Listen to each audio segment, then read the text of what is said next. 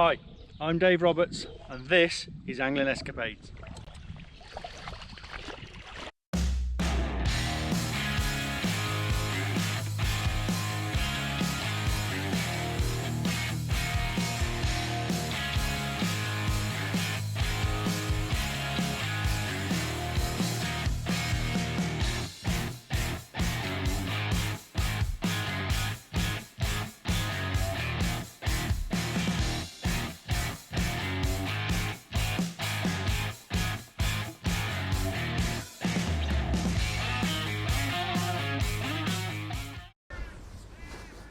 Hello and welcome to Angling Escapades, and we're out today. It is early February and I've come out today to try and catch some barbel. Now we've had obviously the winter period before Christmas, after Christmas. We've just had weather up and down. We've had high rivers, we've had floods, we've had really cold spells, you know, water temperatures up and down all the time. And I've been waiting all winter to come out and do this because I feel like now is a really good time to maybe get amongst a few barbel. And when I say a few barbel, I'm not talking there's one. I'm not here for one or two fish. I'm hoping I can catch multiple fish, get them feeding, because it's that time of year where, for a lot of the winter these barbel will spend their time sat on the bottom, sat in little nests. The shape of a barbel, you look at it, they sit on the bottom, just literally like a magnet to the bottom, and they'll just sit tight for days, until they're ready to feed.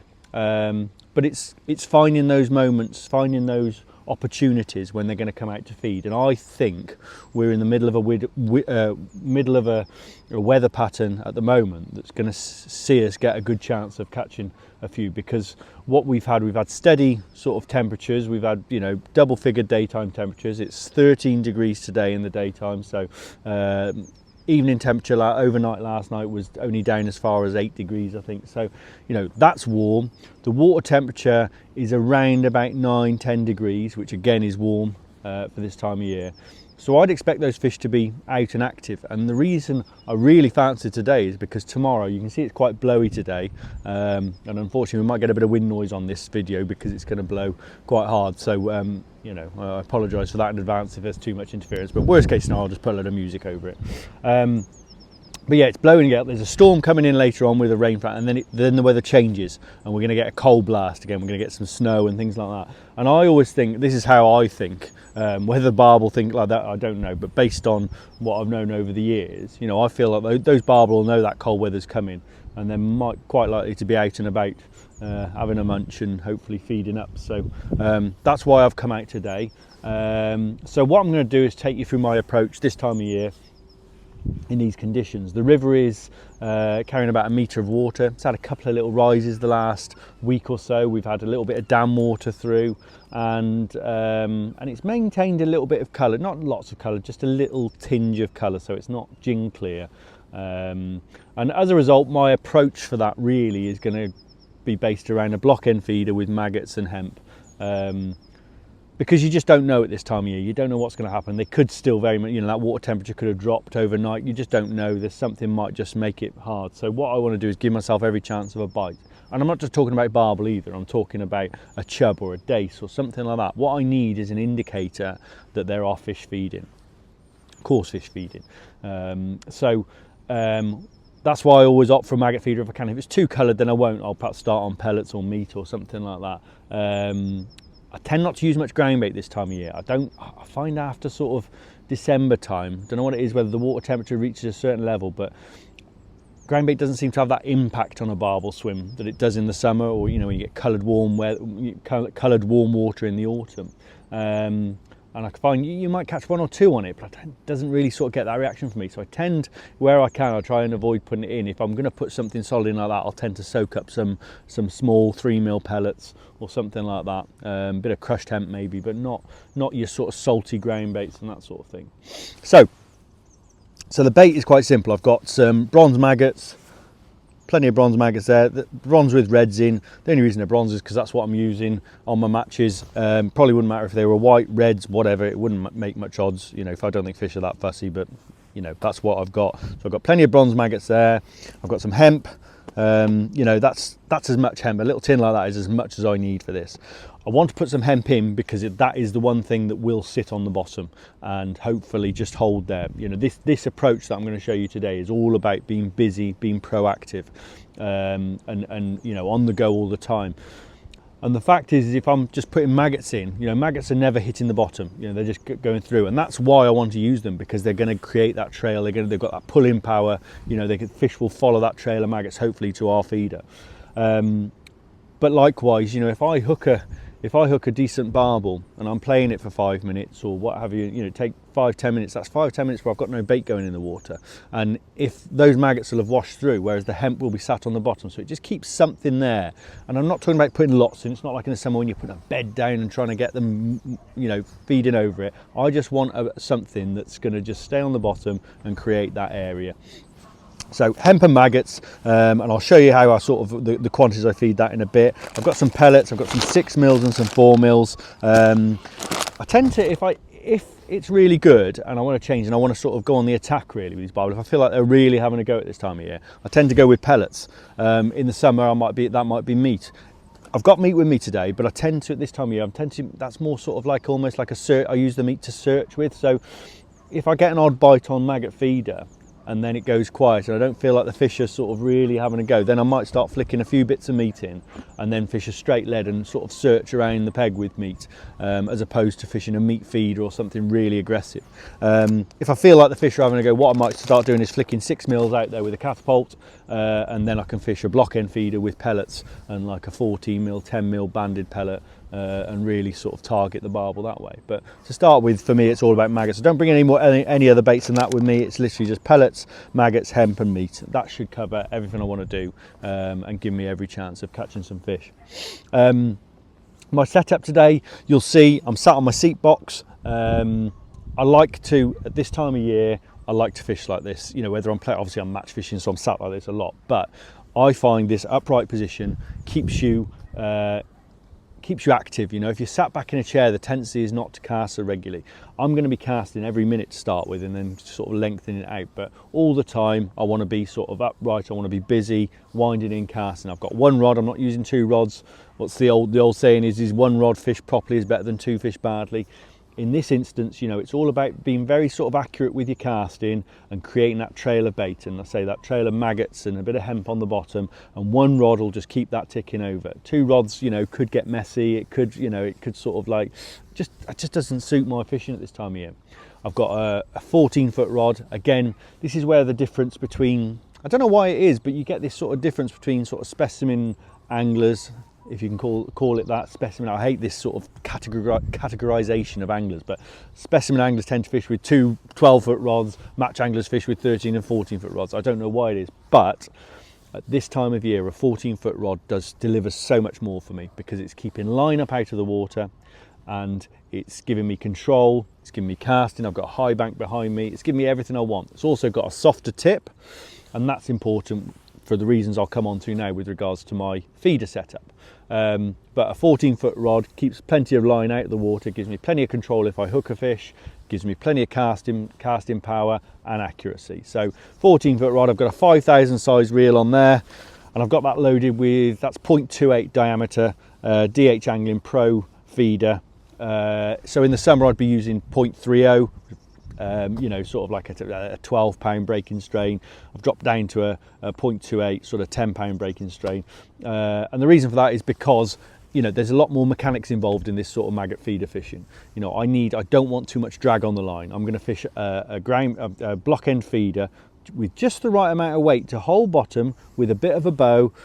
And if anything changes, if a fish touches that bait, that feeder's going to dislodge and we're going to get a drop back.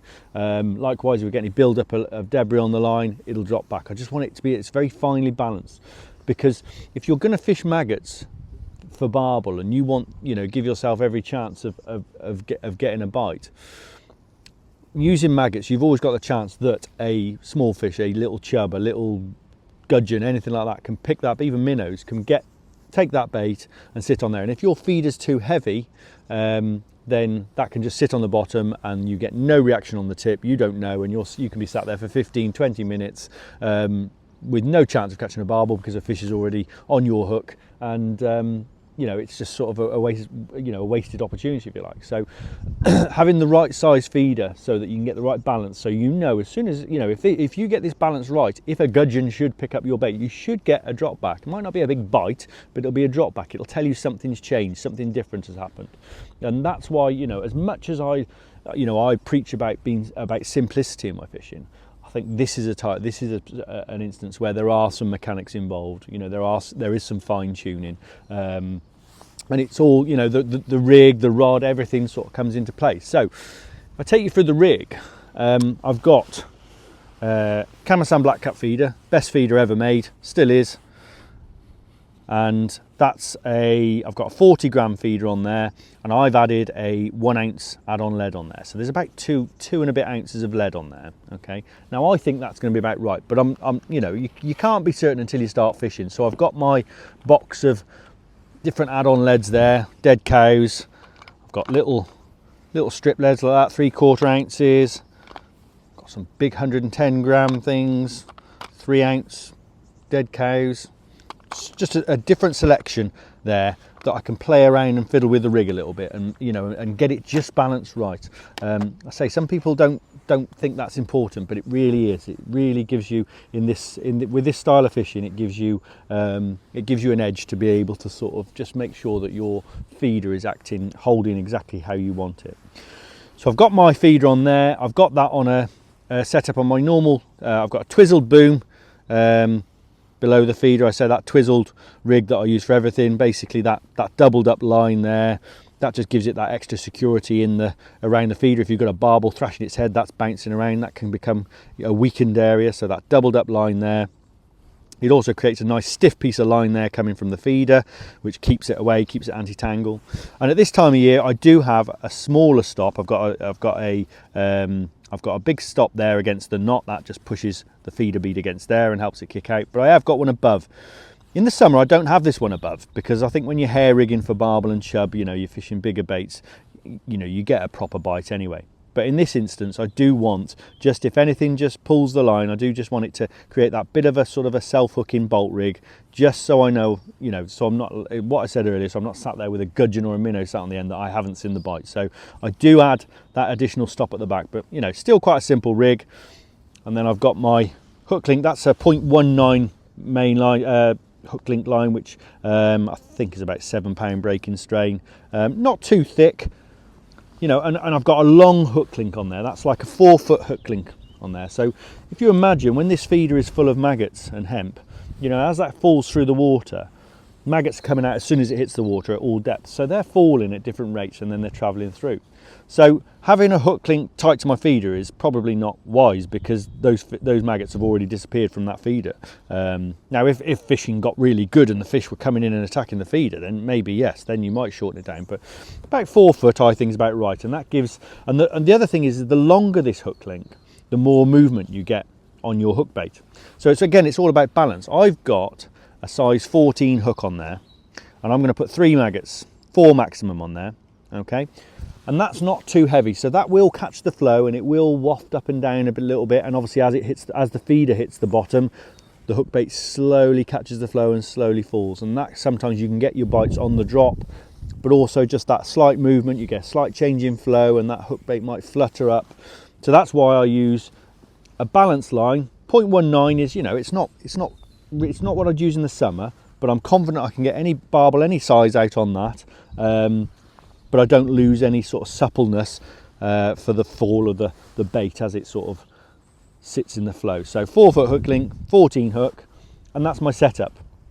Now I can mess around with this, I can play around, I can shorten this up, I can even make them longer. If it's really good, if I'm catching big fish or I feel like it's a little bit undergunned, I can go up to a size 12, bigger lines. But I think that's a nice balanced setup to start with. I've got an array of feeders with me as well. I've got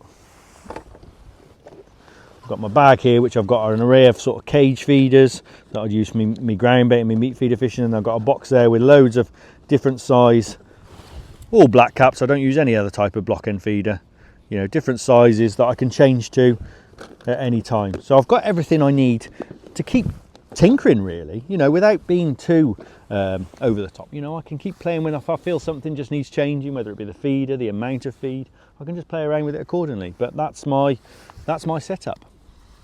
So bait wise, as I say, maggots and hemp is going to be the mainstay of what I do today. So what I'm going to do, this is how I start, and as I say, I don't need much hemp. I'm going to take 2 handfuls of hemp, okay, like that, and then I'm going to take a good handful of maggots. I'm going to mix those 2 up.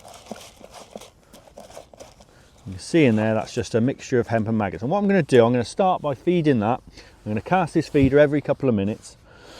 And then after each cast, I'm just going to put another pinch of maggots into there. And what I'm basically going to do is phase the hemp out after cast. So eventually it'll end up with being predominantly maggots. And what that does in that first sort of hour of fishing, it puts that hemp on the bottom of the river, and then I can concentrate on that maggot going in all the time, and hopefully getting that trailer bait going. This swim where I am today, I am on the Docklow stretch of the River Wye today at Rotherwas.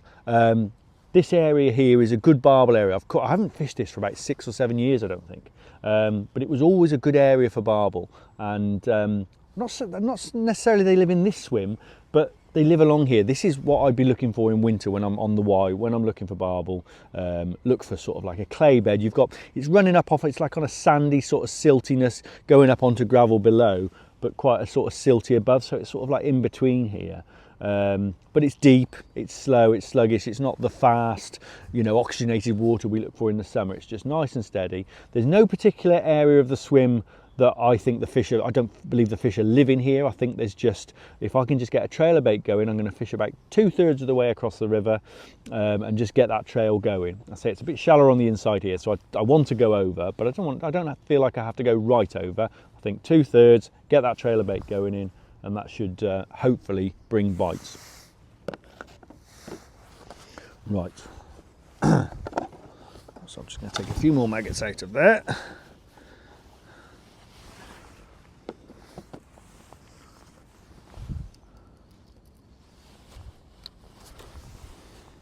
So I've got everything set up. One key element to this is I've got a high rod rest, so I've got I'm going to keep the rod tip up in the air, and I've also got it facing downstream. That's one mistake I see people make, is they sort of set up with their rod in front of them here, or even sometimes slightly upstream. Now, if my rod is in that position and I get a bite, I've only got a strike from there to there. And if you're fishing with a bow and a line, the big thing you have to do is to catch up with the feeder. So from there, you're already sort of hampering yourself. If I have everything facing downstream, if I get a drop back on that tip, I can strike right back behind me here and start winding straight away. You know, the feeder might be sat on the bottom right in front of me there, but the line is going into the water and back up. That's the beauty of fishing a loop. The loop takes the pressure off the line and means you can get away with fishing a lighter feeder. But the key is you've got to be able to get that line up off the bottom, get in contact with your feeder as soon as possible after a bite. So I say we've got our hemp mix there, so I'm just going to go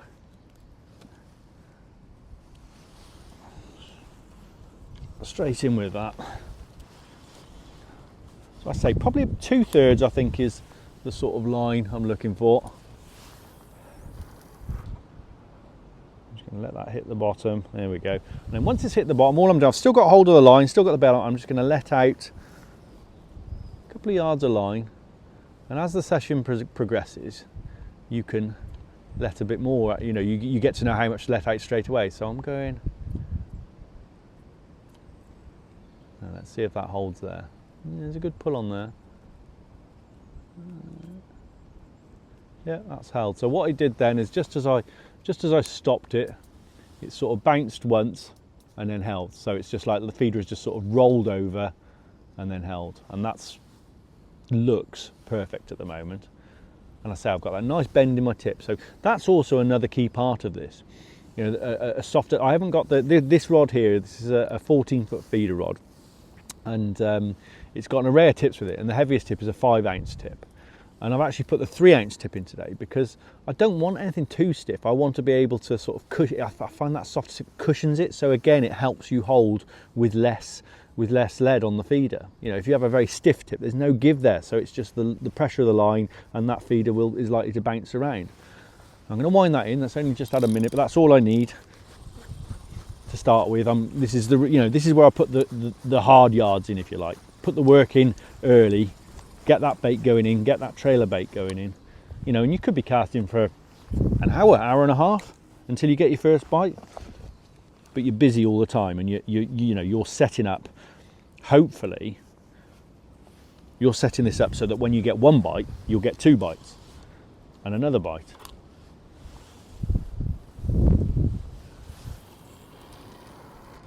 There we go, same line. And you don't have to be, like I say, I'm sort of, that was probably 2 foot further than the first cast. So, to start with, I'm not ashamed to admit I'm not the most accurate to start with. But what you'll find is, as you cast, the more you cast, the more accurate you become, and by the end of the day, you're banging it on the same spot every time. But even if it was a metre apart, if you're casting regularly, you're still creating a trail in an area that's going to attract fish in. But obviously the regular casting is what aids that. That's holding nicely now. I've let out the same amount of line, so my line's going into the water down there, my feeder's hitting the bottom out there somewhere, so it's a perfect bow in the line.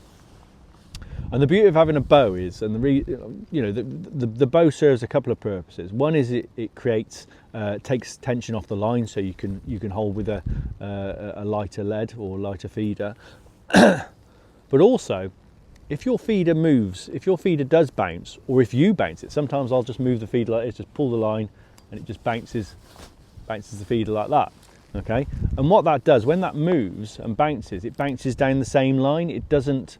If you imagine if it was a tight line and you bounced it, it would slowly drag closer in. Whereas doing it that way, it's bouncing down, the bow's going in and down like that, and it's bouncing down the same line, so it's not pulling it offline. There we go, so we'll bring that one in now.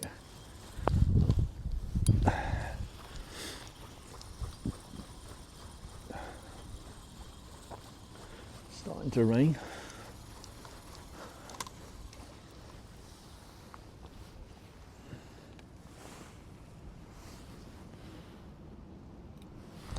At this stage I'm just looking for signs on my hook bait, just see if they've been sucked by a minnow or anything like that. Like I say, I'm just looking for a sign. I don't mind, chub are a big part of this for me, because if I catch a chub, it tells me that there's fish feeding, coarse fish are feeding, the water temperature's not dropped too low or anything like that.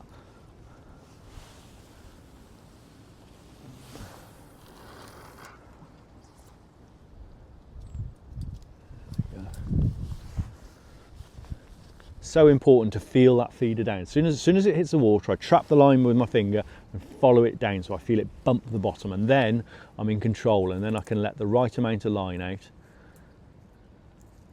Same again. That's it.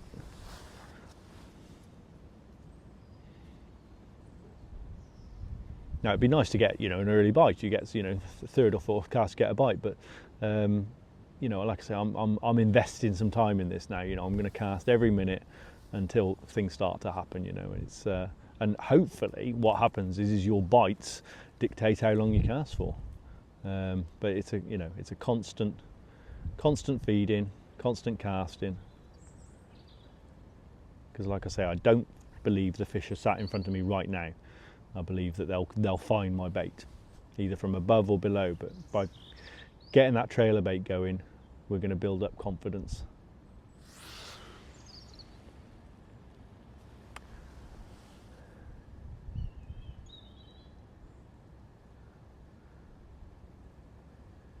There we go. I'm only giving it a minute. I don't want it sat out there for ages.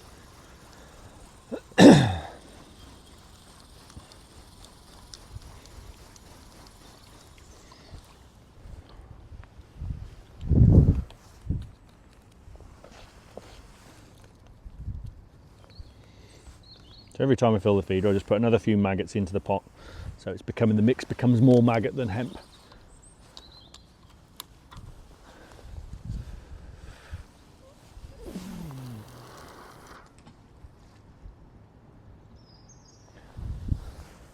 So I reckon I'm fishing in about 8 or 9 foot of water there, which is, a good depth for winter.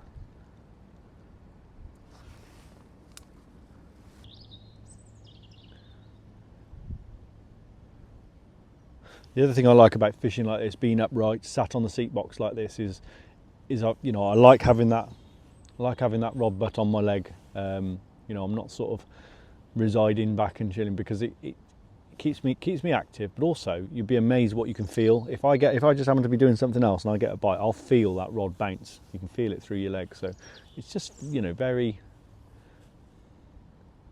very active fishing. So at this stage, you know, I feel like if an early fish is there, I'm giving it time to get to the bottom. You know, that bait's sinking, the trailer bait's, the feeder's emptying. You know, the fish can find that trailer bait, but ultimately I'm giving it time that if one really is coming straight in on the feed, that I'll get a bite. But I'm also investing the time in setting the swim up.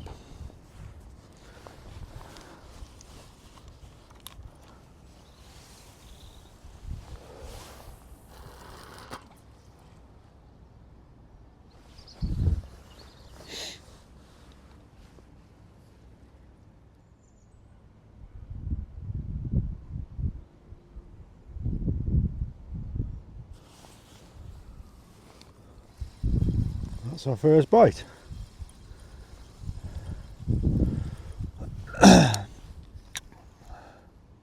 Well, that was my 13th cast.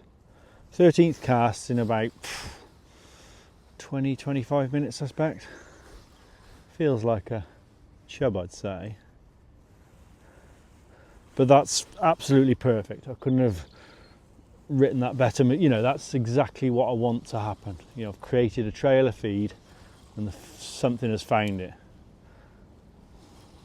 So it might not be a barbel, but what I think is happening under the water is coming true. Which is a barbel. Look at that, it's a little one. Well, there you go, that's even better.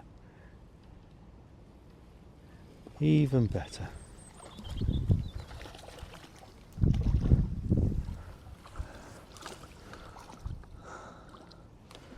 Well, now I do hope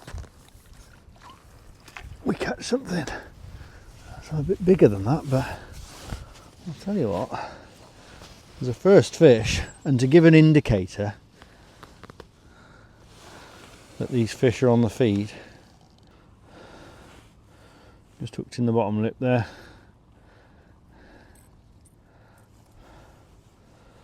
Fish of about 3 pounds, I expect. So not a monster,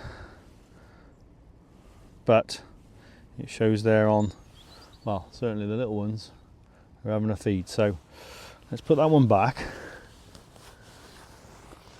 and see if there's some bigger ones out there.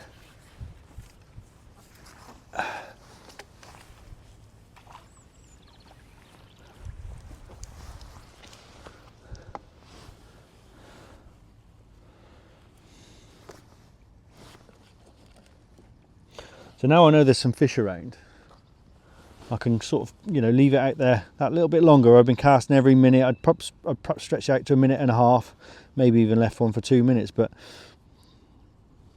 I can now start sort of leaving it a little bit longer, knowing that there's fish have found that trailer bait, and as much as that needs maintaining, I can sort of leave it confidently enough that there's going to be a fish in the area. Lovely bite as well, just, you know, straight drop back. The tip dropped back in a way it hadn't done before. It had moved around a couple of times in the flow and what have you, and that, because I say I've only just got just enough lead to hold bottom on there, but it was totally different to anything that had happened before. It was clearly a bite.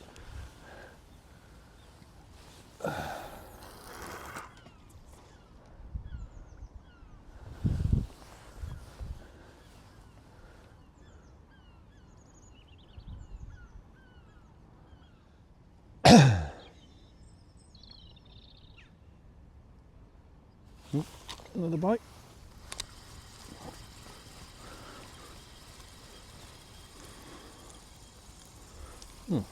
Thought it was a bite. Again, the tip dropped back in a way that it hadn't been doing. I didn't connect with anything. maggots are untouched. Might just move. Sometimes the feeder just moves in a slightly different manner. And of course you don't rule out the fact there could be some fish in the swim just bunting the feeder, or, you know, run into the line, or. But like I say, even if it drops back slowly, I'll still generally sort of strike at anything that's, you know, if it hasn't done that to that point, it tells you something different's happened. So it's worth just, you know, for the sake of winding in and recasting and putting some more bait and maintaining that flow of feed, it's worth it. It's not like you've set a trap and you're waiting hours for it to go. Yep. Oh, yep, there's a bite on the drop. Now that hadn't even settled. I'd say that one is a chub.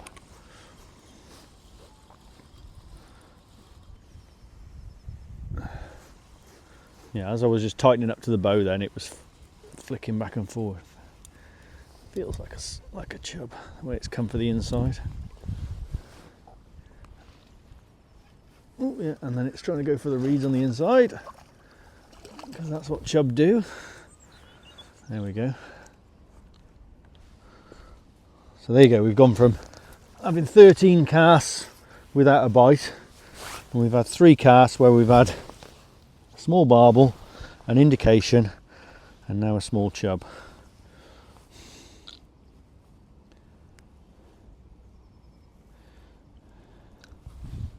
You can go in the net, that one.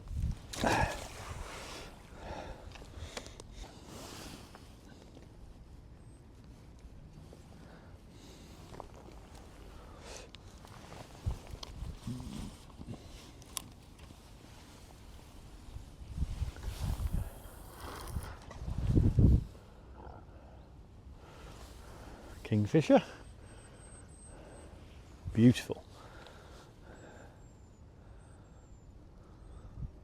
So there we go, we've got some activity now, and now I can fish real confident that there's going to be fish there finding my bait. The key is now is what fish are they going to be? Are we going to see some bigger barbel appear? Is it going to be chub? But we've got activity. It tells me straight away there's fish feeding. There's fish in the area and there's fish feeding. So hopefully, through going through my processes and really sort of maintaining this flow of feed, and then maybe later switching to meat and pellets and things like that, hopefully we can get a good day's fishing.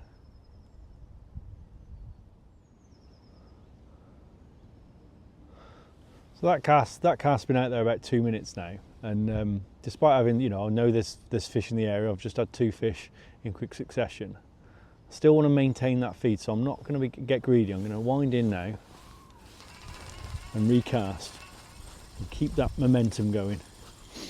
Because the other thing that happens as well is fish will get used to the splash as well, as we all know, you know, through many different forms of fishing, how important noise is to fishing, and this is no different. Fish get used to the sound of that feeder hitting the bottom and know it's delivering a parcel of bait.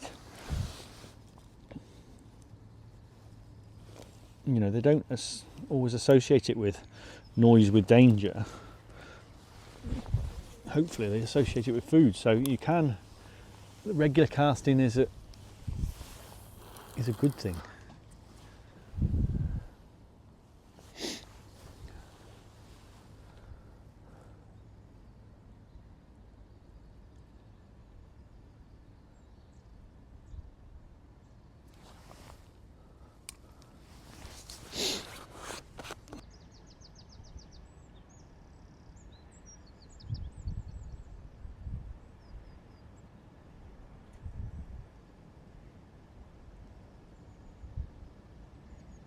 Oh, that was a proper bite.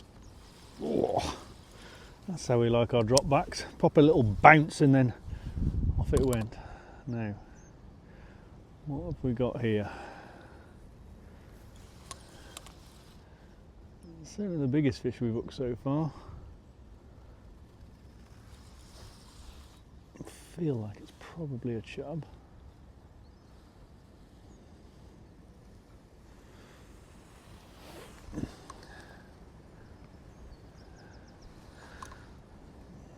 Kiting for the inside, that's usually the giveaway. Lovely bite though, proper banging a drop back. I don't know actually, it's woken up. I don't know why I try guessing these fish when I'm playing them. I do this all the time and I always get them wrong. You'd think after 40 odd years of fishing I'd probably know the difference between different fish, but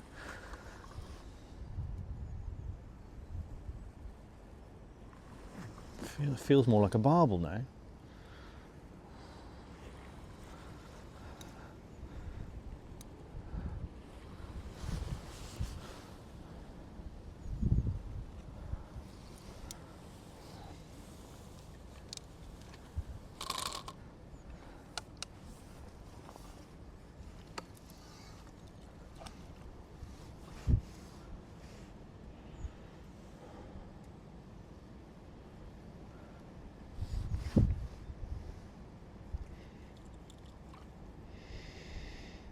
It's a barbel.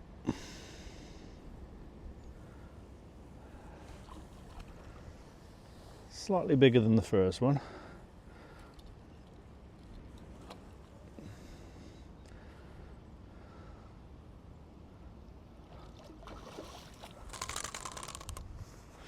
See, this time of year I play more on the back wind this time of year. I have got the clutch set, but I just find when you're fishing these slightly lighter hook lengths in winter, I just like to be a bit more in control with the back wind.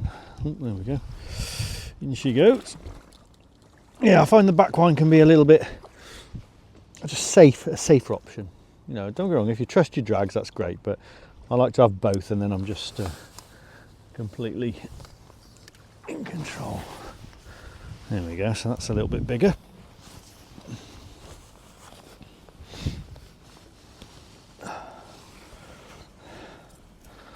It's got to be a fish that's £5, £5 plus maybe. Just took lovely in the corner of the mouth. Beautiful condition this time of year. These fish have been through floods, cold weather, they've been sat tight, and they've been battling debris and what have you, but they are in mint condition. So they're getting bigger. Let's pop that one back. Now you'll notice today I've got a keep net in. I'm not putting barbel in the keep net at the moment, but I will if I want to. If I feel if there's a fish that I'll maybe want to get a good photograph of later, I've got no problem putting barbel in keep nets. It's a myth that barbel die in keep nets. Barbel will die in keep nets if they are in not enough water, if they're not rested after you've unhooked them. But barbel will die if you put them back unrested as well. So there's a lot of rubbish. I get it on videos when people see a keep net and they're like, oh, alarm bells, and just complete over the top rubbish really. At the end of the day, I always say to people, do your own risk assessment. If you feel a barbel needs to be rested more, then do it. If you feel it's not fit to go, if it's a match and you feel it's not well enough to sit in a keep net, then you need to speak to stewards or get it weighed and put back before putting it, so you don't put it in a keep net. But these it's just the flack you get for people seeing a keep net is just untrue. And the fact is the other thing is what we're trying to do today. We're trying to build up some momentum here. So we've gone half an hour or 20 odd minutes without bites. Now feel like we're going to get a bite every cast at the moment, and these spells of bites won't last all day. Now I don't really want to be, if I get a nice fish that I perhaps want to photograph and weigh, I don't really want to be up in and stopping this trail of bait going in. So I'll happily put a fish in the keep net and do it later, because I don't want to miss this opportunity. This is the time now. I've put in the hard work to get these fish feeding. The last thing I want to do now is take my foot off the gas and give them a chance to drift away. So like I say, the keep net's there today. I'll put chub in there, and if there's a barbel or something I want to photograph later or weigh later, absolutely no problem, because I know they'll be absolutely fine, especially this time of year. But this myth that people just go, oh, keep nets, just kill barbel, it's utter rubbish. We've been fishing, there's swims on this river that we've match fished since the barbel were in the river for 30 odd years, and those pegs seem to have got stronger as the years gone on, and we're putting them in the keep nets every year. and the fish don't show any signs of stress, or you know, the shoals are getting bigger if anything. So it's a bit of a, it annoys me really, because people are just, they read something and they think, oh, it's the gospel.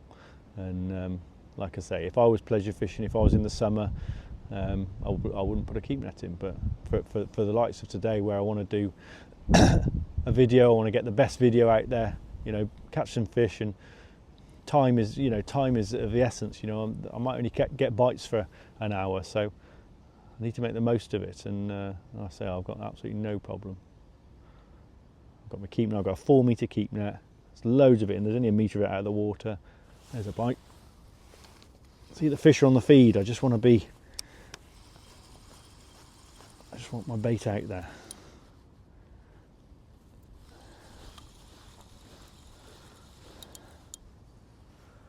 But this is brilliant so far. This is exactly what I hoped. You know, the weather's warm enough that the fish are feeding. And of course you couldn't fish like this in the summer, because every time you put a maggot in, it would be smashed. You'd get a little dace or a little bleak or minnows or whatever. You just wouldn't be able to fish with maggots. But in winter, it's such a good way to fish, because it's a great indicator of what's happening under the water. You know, I could have been sat on a big pellet or a boilie or something, and I might still caught a barbel or two, but if I'm sat there not getting bites, then how am I to know? Another little barbel, look at that. It's great to see them.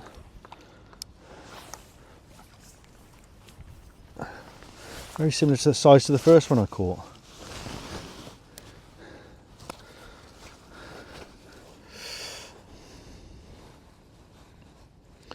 I've seen a lot of small barbel in the river the last 2 years. In the summer, you know, you see them splashing out the water, and we've obviously had good years of breeding. You know, I don't know how old that fish would be, but it's absolutely fin perfect. That one's probably only about £2, I reckon. Smallest one so far. What's that now? 4 fish? 4 fish and 3 of them barbel. I suppose the question is are the bigger ones going to have a feed at some point? Still so early into, you know, I don't think I've been fishing an hour yet. So much time for other fish to move in and find the bait.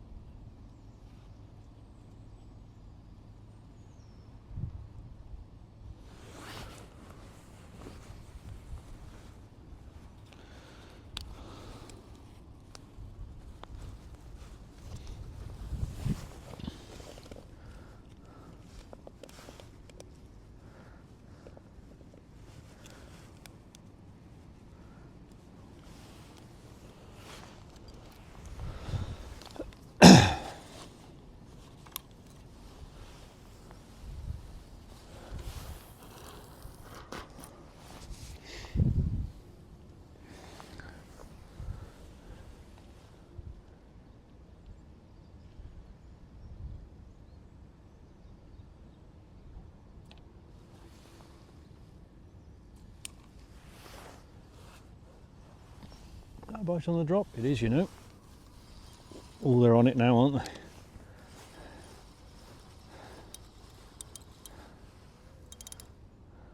Oh, came off.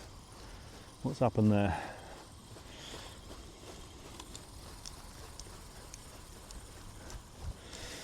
Just pulled out of it. Possibly a chub, that one.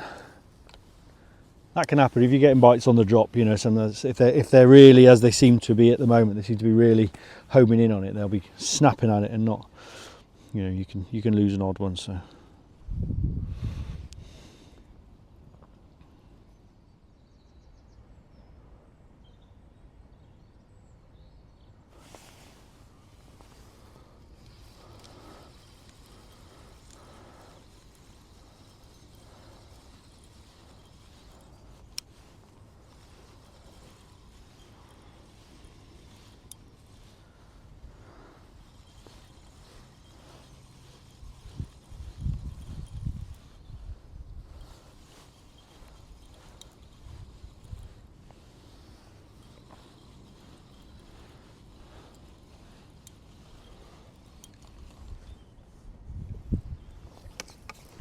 chub that time.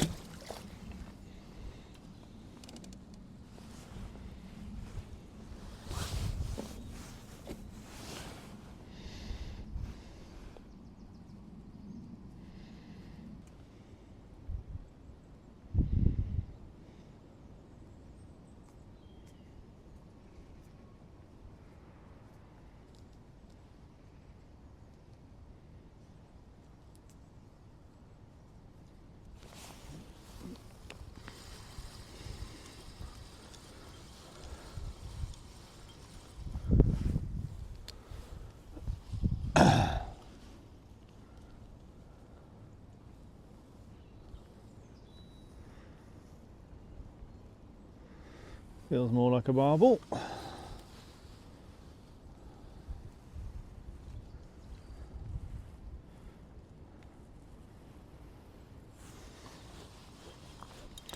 Looking around at Monty then, muching around, and felt it in my thigh. Looked up and the rod was straight. As my mate Rory would call him, a straight rodder. They're the bites we like.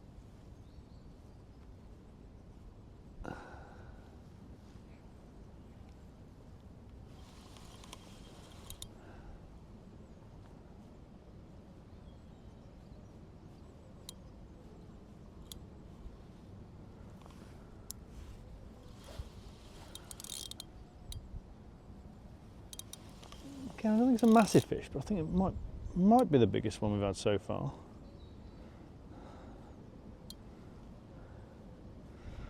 I say you're fishing reasonably, you know, not animal gear by any stretch, but you know, enough to do the job.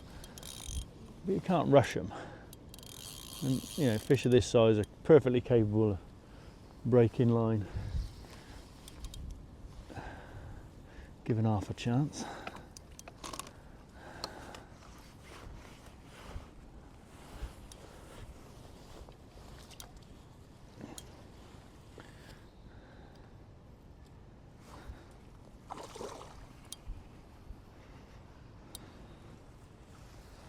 It's not a bad one. None of them are bad in this time of year. Yeah, it's another £5 plus that one.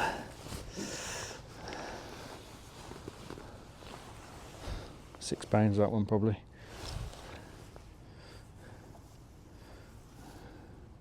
Again, just in the very corner of the mouth.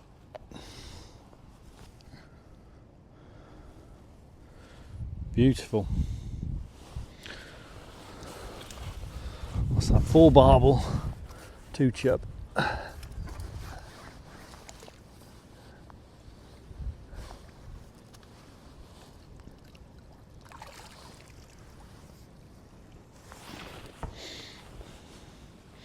this stage, there's no need. I've got no need to change anything. It's you know, it's just going according to plan. You know, getting regular bites. Certainly, I feel like I'm waiting a little bit longer for, but you know, I don't feel like we had that spell where they were just absolutely. The smaller ones went a bit crazy, but that one, you know, I lost that fish, and then I've had to wait a little while for that bite. But I say I don't feel the need to change anything, or I might just start moving the feeder around a little bit, just bumping it about a little bit, just searching down the swim. But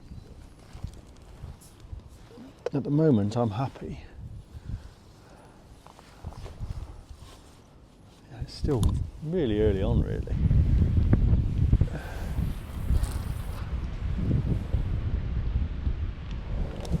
Cast in an hour or so now. I'm getting it bang on the same spot every time. And that's only ever going to help.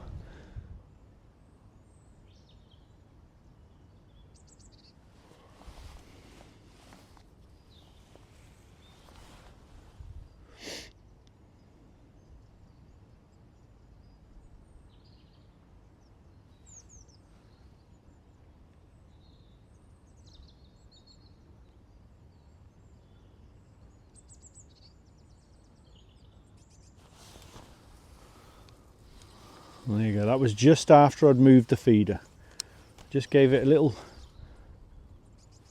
twitch, you know, let bounce the feeder down the swim, and less than a minute later I'm playing a fish. Shows again the importance of having that feeder just at the right weight.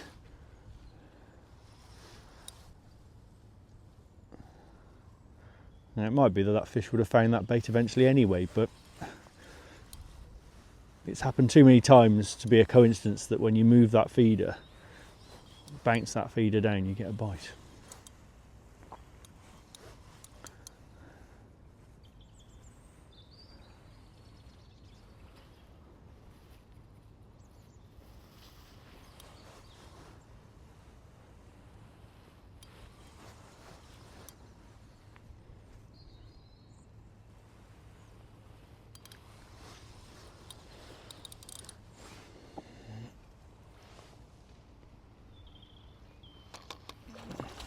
Another little scrapper.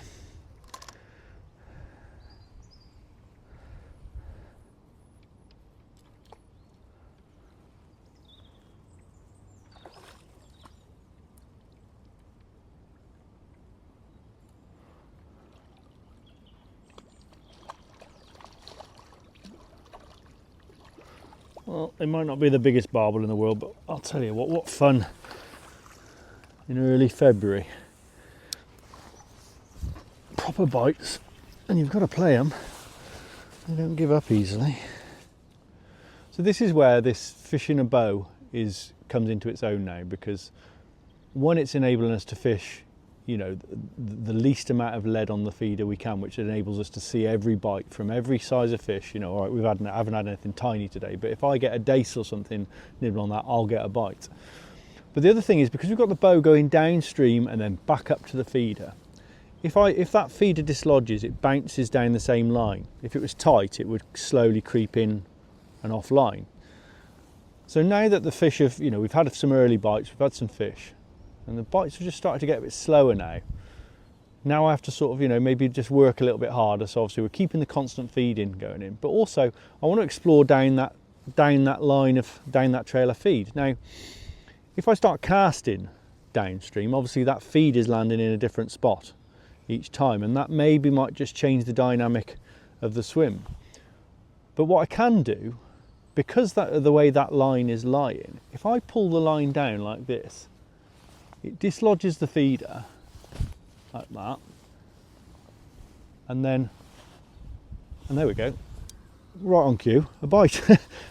I didn't expect that to work that well. But what I'm trying to say is that I'm bouncing that feeder down the same line that all that bait's been going on. It's not coming offline, but I'm also not changing. I'm not feeding, the feeder's landing in the same spot still. I'm just exploring down that trail. But what I was hoping would happen then is I'd bounce that feeder, and then a little bit later I might get a bite, maybe 20 seconds after. That one was obviously right on the bait, but you get the point.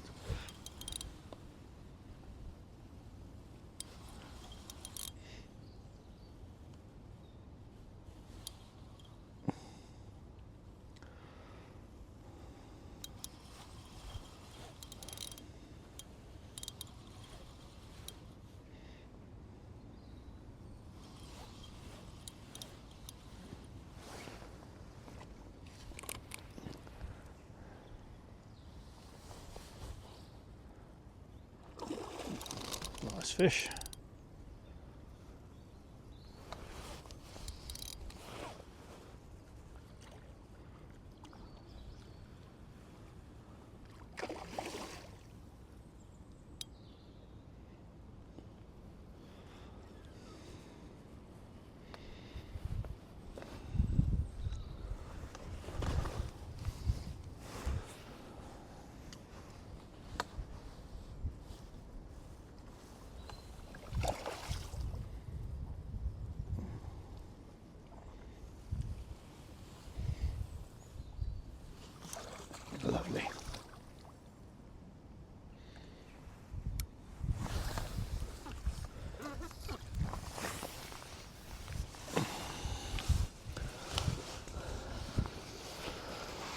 Probably the biggest one of the day, I think, so far.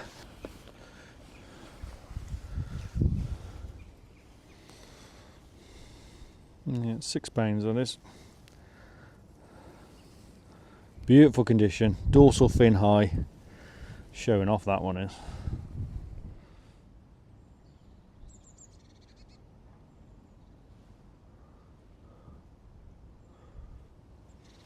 Right, so I'm going to try that again now. I'm going to just try pulling the line, dislodging the feeder, letting it bounce maybe a foot or so down the swim, see if it gets a bite. It's been out there about 2 minutes now, so let's just give it a little move like that. Feeder's settled again now, it's holding bottom, you know, it's just moved it down. And so because of that bow, it hasn't moved offline, it's just bounced. And it might be, you know, it might be a case of when that works, it might just be that it's just moved that, fluttered that hook bait or something, just made, you know, a barbel or a chub see it, or it might have just moved it closer to where it was feeding. It's certainly a ploy that's worth using, and I say you can't do it if you're fishing too much lead, but especially on maggot rivers.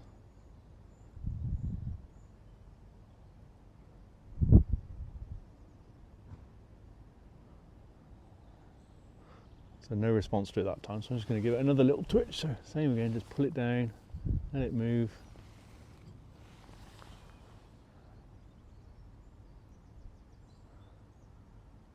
And I can do that multiple times, and it's still not going to move too far offline, but I'll probably do it one more time, and if nothing happens, then I'll recast.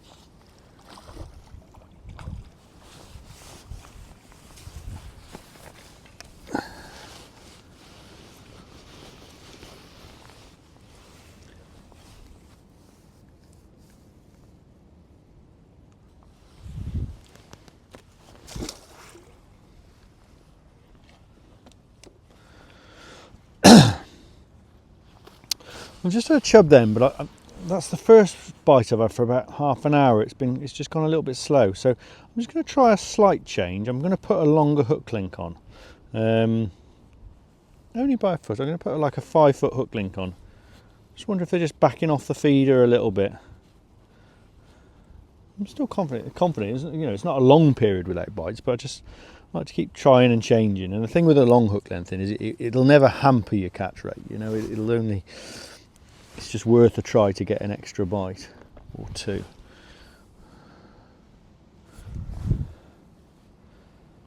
Yeah, but that bite then was only a smallish chub, but I twitched that down the swim about 4 times and eventually had a bite quite a way down. So it's definitely slowed up, which is, you know, unsurprising after we had a real like mad hour. I just want to keep changing, keep tinkering.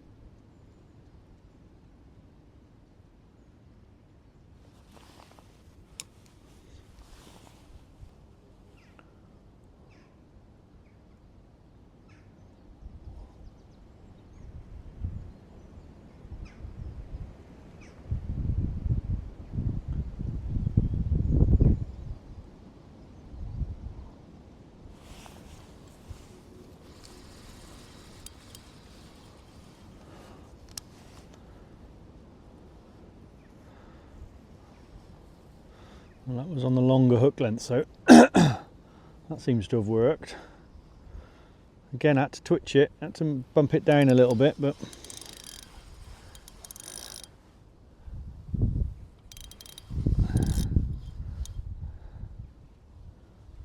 feels like another barbel.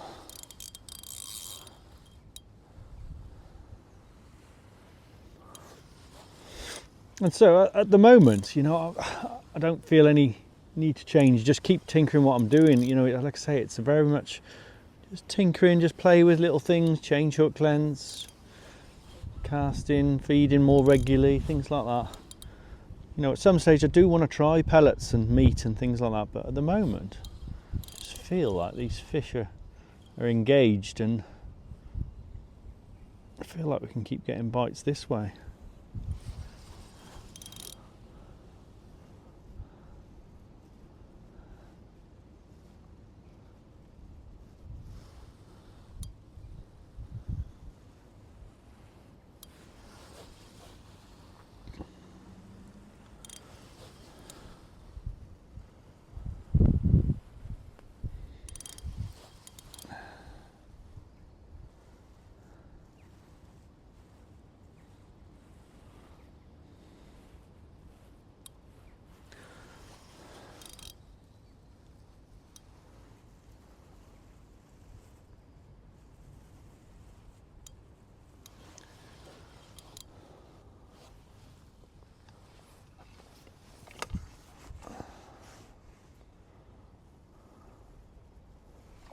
That's not a bad one.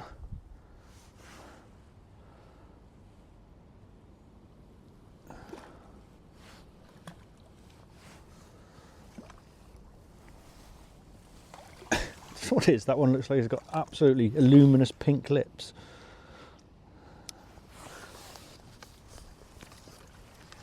I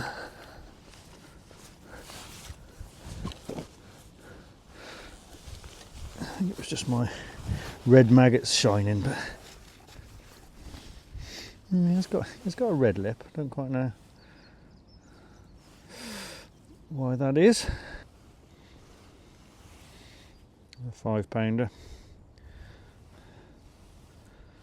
Beautiful.